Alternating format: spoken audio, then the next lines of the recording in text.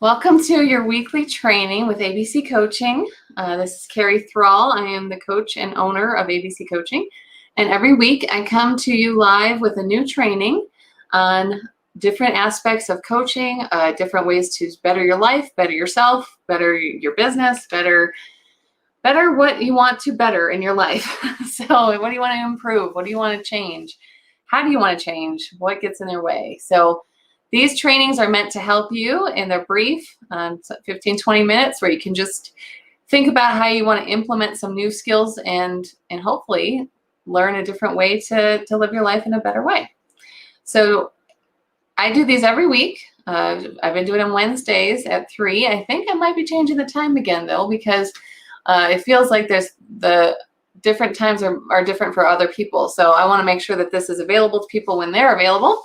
So we'll be looking at some other times and maybe doing a couple more midday or early morning. So if you have thoughts on that and what you'd prefer, I'd love to see it in the comments as I sort of reassess and think about what times would be working best for people. Also, I will be trying to think about different topics that would be beneficial to people as well. And this topic today about figuring out your feelings was one that was brought up recently by a client that was really trying to figure out how their feelings were implementing their day-to-day life and realizing that they hadn't had any exposure to what feelings they had or how to understand their feelings. So it felt like a really good training to have available for people to start getting into that emotional processing part of coaching. And just so you know, emotions are part of life, so they're part of coaching. Sometimes people will think that if we're working on emotions, it's more in the therapy realm. And it depends on exactly what kind of emotional processes you're working through. So part of what I'm going to talk about today is how you identify your emotions and how you can start working through some emotions in your day-to-day life. And if you have questions on it or thoughts about it, I'd love to hear your comments. If you're here with me live, please say hi in the comments. I'd love to know who's here. Also, if you're using whatever platform you're watching on, be sure to give StreamYard permission so they can know so I can know who's watching when you leave a comment. Otherwise, it doesn't give me a name. So anyway, let's talk about figuring out your feelings. So we are emotional beings. All right, humans have emotions. We sometimes want to avoid those emotions, particularly if they're the negative emotions. We also don't really have a big vocabulary for emotions. A lot of times people will describe what they're feeling really basically. So for instance, how are you doing today? Oh, I'm good. How are you feeling? Decent. How's everything going? Okay. Ever had that kind of conversation with someone? Right? It's hard to determine what we're feeling when we don't even have words for it. Okay, so we have basic emotions that we go through. And a lot of times people will get stuck in like, I'm happy, I'm sad, I'm frustrated, or I'm angry. They'll be very basic. But I gotta tell you, there's a big spectrum of emotion that comes in all sorts of ways. And a lot of times people won't even realize that anger, let's say, for instance, let's take anger. Some people will say, I'm so angry I can blow my top, or I'm so angry I can throw something. Like that kind of anger. Anger is not actually the right word. That's more like a rage response, right? Like I'm so angry I'm seeing red. Whenever somebody tells me they're seeing red, I'm like, well, it's a different word than anger, because anger is a certain level of emotion, it's a certain intensity of emotion. And so if I have the day that I'm slightly irritated all day, it's part of the anger spectrum, but it's on the lower intensity of the emotion, right? Versus I just had, somebody cut me off on the highway and I road rage. So I'm really super angry, right? So there's that rage response and the irritation. They're on that same anger description, but they're different intensities. Frustration's on the anger spectrum. Annoyed is on the anger spectrum. There's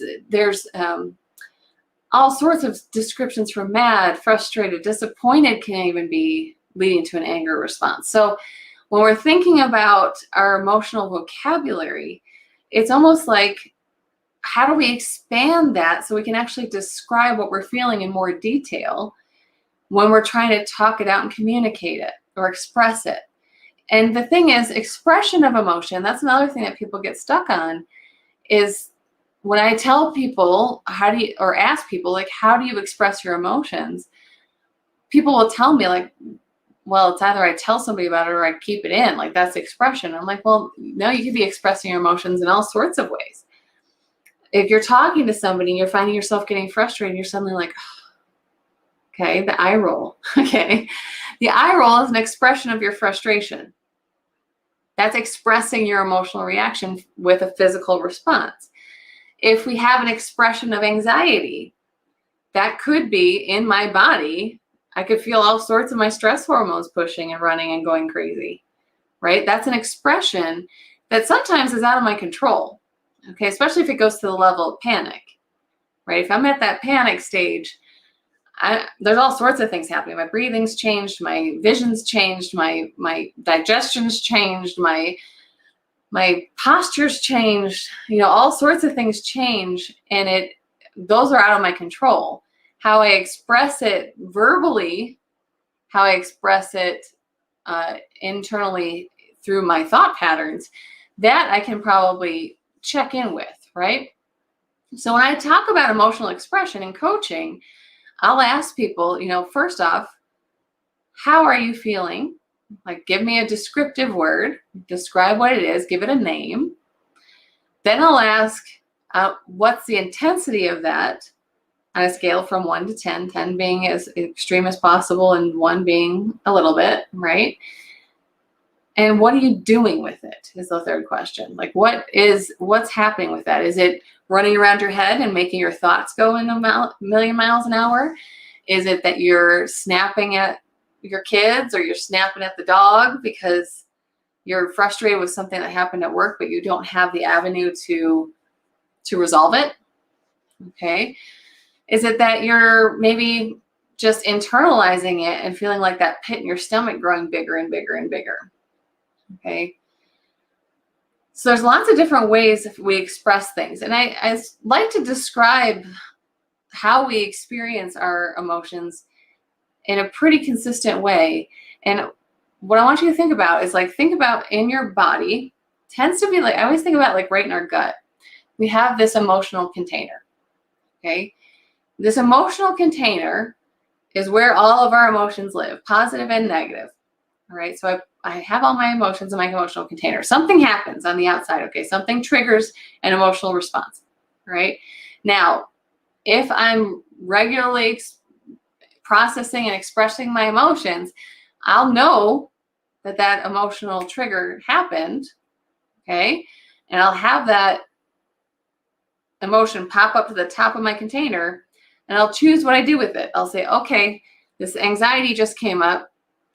And this is split second kind of decision, right? Like, I'm doing this real quick. I'll say, okay, what do I want to do with this? Do I want to do some breathing? Do I want to talk to somebody about it? Do I want to write down something?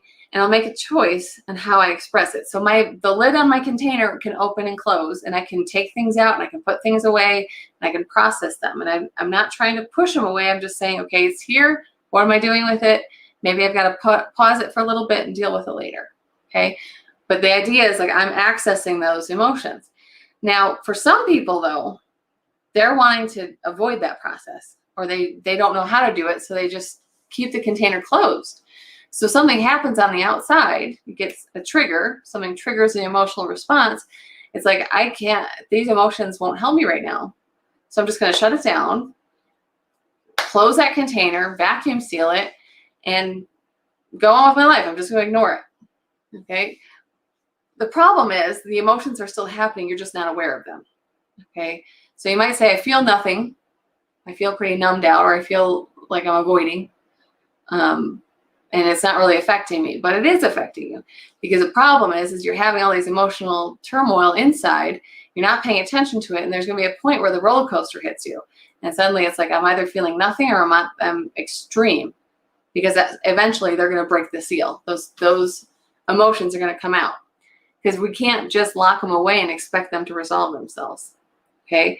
So when we think about emotions, we want to be thinking about, okay, how do I start labeling? So this is your emotional processing tips and tricks of the day. All right. First, give it a label. Give it a name. What am I feeling? Okay. And you can do this throughout the day. If you want to check in with your emotions, you want to keep looking at how am I feeling? What am I feeling? How is it affecting me? Name it. Number 1. 2, what thoughts are getting triggered with this emotion?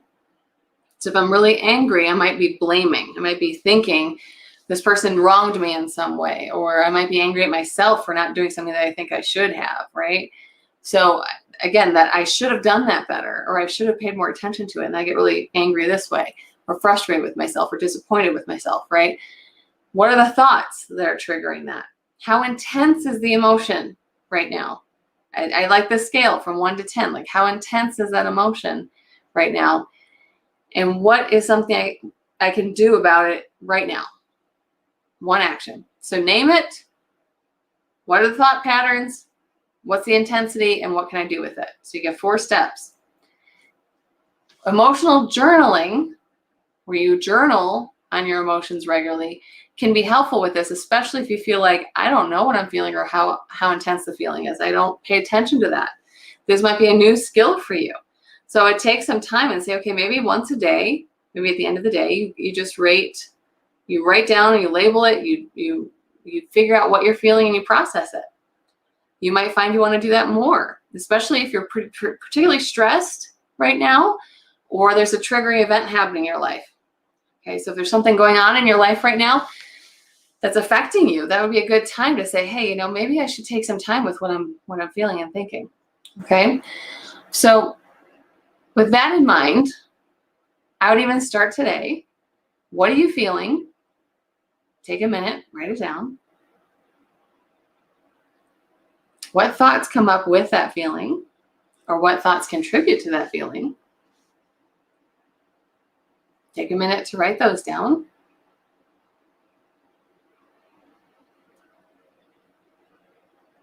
You can even pause this video if you're watching it later.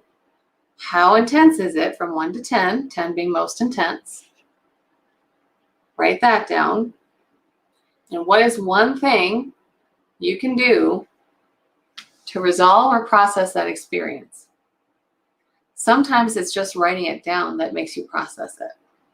It's not necessarily having to do something drastic or have a big, long conversation with somebody. Sometimes it is. A lot of the times, though, it's an internal process where you're just like, okay, what I needed to do is just acknowledge it and say, you know what, I just need to do some breathing for a few minutes and then I'll be okay. Or maybe I need to write more about what this triggering event is. Or maybe I need to take some time off and just walk away from the situation for a little while. Or maybe I need to go outside and get some nature in my day. Maybe I need to get a hug from a loved one. Maybe I need to have a conversation with a friend I haven't talked to in a long time just to get a distraction in. Like, there's all sorts of things you can do to give yourself a way to process what you're feeling or change what you're feeling. Okay. This isn't, when we're figuring out our feelings, we're not trying to wallow in the negatives. We're trying to allow ourselves to have the full range of emotions, going from negative to positive and being able to walk whatever path I need to walk to have the whole range. We're not trying to avoid the negatives, because if I avoid the negatives, I avoid the positive too. And that container in my belly, that emotional container, they're all in there. So if I say, I just don't want to feel the negative ones, I'm just going to shut those down. I shut down all of them because I can't discriminate in my head. I can't take out and say, oh, I'm only allowing happiness, joy, and excitement, positivity. That's the only thing I'm allowing myself to feel. Because the thing is, all of the emotions are valuable and valid at different points. You've got to be able to allow yourself to have all of them. All right. So when we're figuring out our feelings, it's being able to say, okay, it's not just to put a rosy sunglasses on here and make sure everything looks positive. It's not about making everything positive. It's saying, I'm acknowledging the reality I'm in right now. If I want to change how I feel, I've got to acknowledge the negative, process it a little bit, and say, okay, well, I've worked on it enough today. I'm going to change my reaction now. And that's what can I do to move forward from this. Okay, that's that last step. So I hope this was helpful. I hope this gave you some ideas on how to start processing emotions.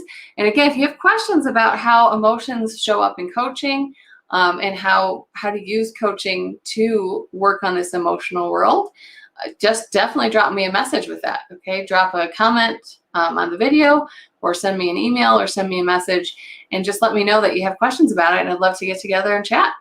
So if you have any thoughts, ideas, questions, please leave them in the comments.